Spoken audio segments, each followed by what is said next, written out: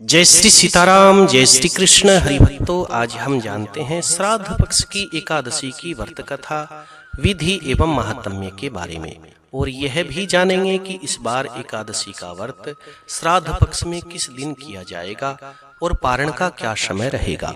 हरिभक्तों, पितृपक्ष अर्थात श्राद्ध पक्ष आश्विन मास के कृष्ण पक्ष की यह एकादशी इंदिरा एकादशी कहलाती है। अन्य एकादशियों के व्रत के पुण्य से तो मात्र व्रत करने वाले को सारे सुख और अंत में मोक्ष की प्राप्ति होती है, परंतु इस एकादशी के व्रत करने वाले के तो 7 पीढ़ियों तक के पितर तर जाते हैं। इंदिरा एकादशी का व्रत करने वाला स्वयं तो मोक्ष को प्राप्त करता है, परंतु वह अपने पितरों का उद्धार करके उन्हें भी दिव्य लोकों में प्रवेश का अधिकारी बना देता है। इस एकादशी के दिन भगवान श्री नारायण शालिग्राम का पूजन करना चाहिए। भगवान नारायण शालिग्राम को पंचामृत से स्नान करवाना चाहिए। बहुत सारे फूलों से, फूलों की माला से भगवान नारायण का श्रृंगार करना चाहिए। फल पुष्प इत्यादि चढ़ा करके भगवान को प्रसाद चढ़ाना चाहिए। इस दिन भगवान श्री नारायण को पूजन करते हुए तुलसी दल अर्थात तुलसी पत्तियों का अवश्य रूप से, अनिवार्य रूप से प्रयोग करना चाहिए। आप सभी जानते हैं कि भगवान श्री नारायण तुलसी दल से पूजन करने से बड़े प्रसन्न होते हैं, परंतु पितर भी तुलसी की गंध सुगंध को प्राप्त करके तृप्त हो जाते हैं और भगवान के चरणों के अधिकारी बन जाते हैं। हरिभक्तों, इस बार एकादशी का व्रत 17 सितंबर 2025 बुधवार के दिन किया जाएगा, जिसका पारण अगले दिन 18 सितंबर 2025 बृहस्पतिवार को किया जाएगा। पारण का समय रहेगा सुबह 8 बजे से लेकर के 12:25 तक का। आइए कथा के बारे में जानते हैं। अर्जुन भगवान से पूछते हैं कि हे प्रभु, अब आप कृपा करके आश्विन मास के कृष्ण पक्ष की एकादशी की कथा मुझसे बताइए। इस एकादशी का क्या नाम है तथा व्रत करने से कौन सा फल प्राप्त होता है, यह सब समझा करके मुझे बताइए। तब श्री भगवान कहते हैं कि हे अर्जुन, आश्विन मास के कृष्ण पक्ष की एकादशी का नाम इंदिरा एकादशी है। इस एकादशी का व्रत करने से सारे पाप नष्ट हो जाते हैं, नरक में गए हुए पितरों का भी उद्धार हो जाता है। हे अर्जुन, इस एकादशी की कथा सुनने मात्र से मनुष्य को अनंत फल की प्राप्ति होती है। अश्वमेध सहस्राणि वाजपेय शतानि च एकादशीम कथा श्रुत्वा श्रोता फलवाग भवेत् अर्थात 1000 अश्वमेध यज्ञ और 100 वाजपेय यज्ञ करने और कराने से जिस फल की प्राप्ति होती है, वही फल इंदिरा एकादशी की कथा सुनने मात्र से प्राप्त हो जाता है। हे अर्जुन, अब इसकी कथा ध्यान पूर्वक तुम मेरे से सुनो। श्री भगवान कहते हैं कि हे अर्जुन, सतयुग में महिष्मती नाम की नगरी में इंद्रसेन नाम का एक प्रतापी राजा राज्य किया करता था। वह राजा इंद्रसेन पुत्र पौत्र धन धान्य आदि से परिपूर्ण था। उसके शत्रु सदैव उससे भयभीत रहते थे, डरते रहते थे। एक दिन राजा इंद्रसेन सुख पूर्वक अपनी सभा में बैठे थे कि देवऋषि नारद जी वहां पर आते हैं। नारद जी को देख करके राजा आसन से खड़ा होता है, प्रणाम करके उन्हें सम्मान सहित आसन पर बैठाता है। तब देवऋषि नारद जी ने कहा कि हे राजन, आपके राज्य में सारे कुशल मंगल से तो है, आपकी धर्म परायणता देख करके मैं बड़ा प्रसन्न हूँ। राजा इंद्रसेन कहते हैं कि हे देवऋषि, आपकी कृपा से मेरे राज्य में सब कुशल पूर्वक है तथा आपकी कृपा से मेरे समस्त यज्ञ आदि कर्म सफल हो गए।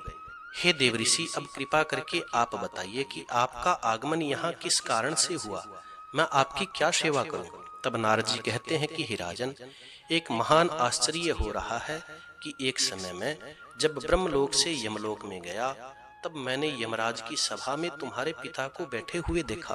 तुम्हारे पिता महान ज्ञानी, दानी, धर्मात्मा थे, मगर एकादशी के व्रत के बिगड़ जाने के कारण, खंडित हो जाने के कारण वे यमलोक में पड़े हैं।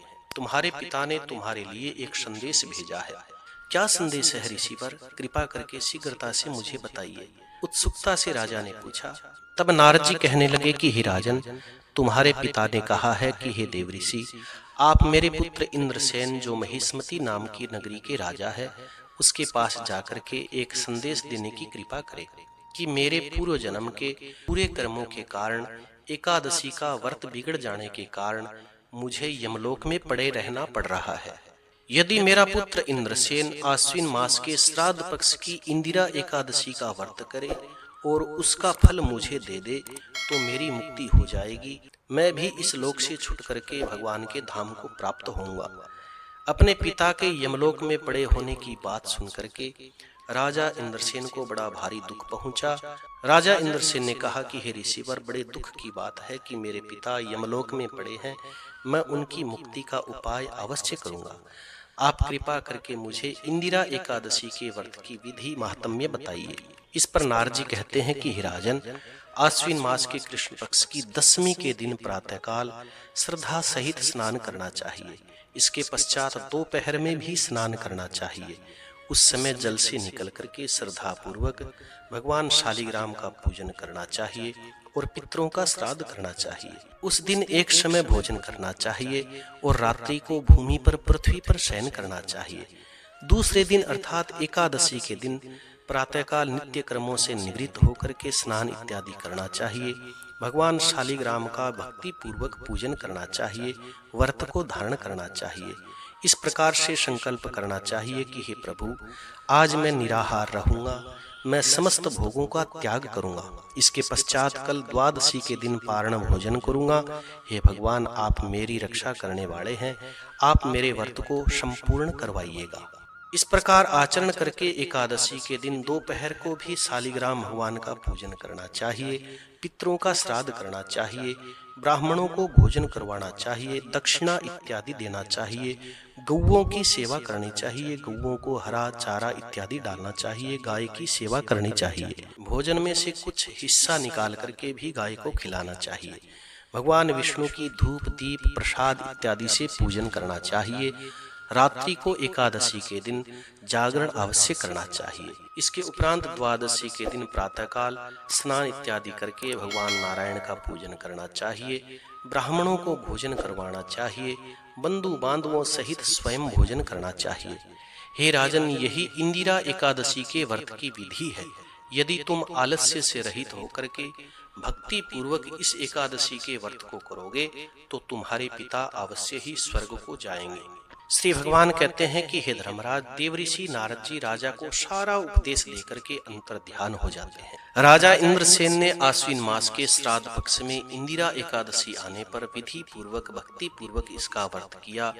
द्वादशी के दिन बंधु बांधवों को भोजन करवा करके ब्राह्मणों को भोजन करवाया और व्रत का पारण किया। व्रत का फल अपने पिता को दिया तो इससे आकाश से पुष्पों की वर्षा होने लग जाती है। राजा का पिता यमलोक से रथ पर सवार होकर के स्वर्ग को जाता है। राजा इंद्रसेन भी एकादशी के व्रत के प्रभाव से इस लोक के सारे सुखों को भोग करके अंत में स्वर्ग को जाते हैं। श्री भगवान कहते हैं कि हे अर्जुन, यह मैंने तुम्हें इंदिरा एकादशी का महात्म्य वर्णन करके बताया।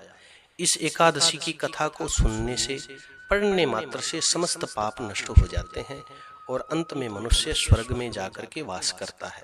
इस कथा का सार जानने से पहले यदि आप इस चैनल पर नए हैं तो चैनल को सब्सक्राइब करिए ताकि और आने वाली व्रत कथा विधि महात्म्य आपको प्राप्त होते रहें। इस कथा का सार यह है कि मनुष्य को चाहिए वह जो भी संकल्प करे उसे तन मन धन से पूरा करे। संकल्प को बीच में नहीं छोड़ना चाहिए। राजा इंद्रसेन के पिता भी किसी प्रकार व्रत भंग होने के कारण, संकल्प खंडित होने के कारण मृत्यु के पश्चात भी यमलोक में पड़े रहते हैं। उनकी स्वर्ग की यात्रा में बाधा आ जाती है। इसका मतलब यही है कि कोई भी संकल्प लेने के बाद में उसे छोड़ना नहीं चाहिए, उसे पूरा अवश्य करना चाहिए। किसी भी कार्य का संकल्प ले लें तो उसे तोड़ना उचित नहीं है, हमें उसका फल अवश्य भोगना पड़ता है। जय श्री कृष्ण, जय श्री सीताराम। कथा सुनकर के कथा को लाइक करें, शेयर करें और कमेंट में मंगलमय भगवान का नाम अवश्य लिखें। जो लोग इस चैनल पर नए हैं वो चैनल को सब्सक्राइब करिए ताकि और आने वाली व्रत कथा विधि महात्म्य आपको प्राप्त होते रहें। जय श्री कृष्ण, जय श्री सीताराम।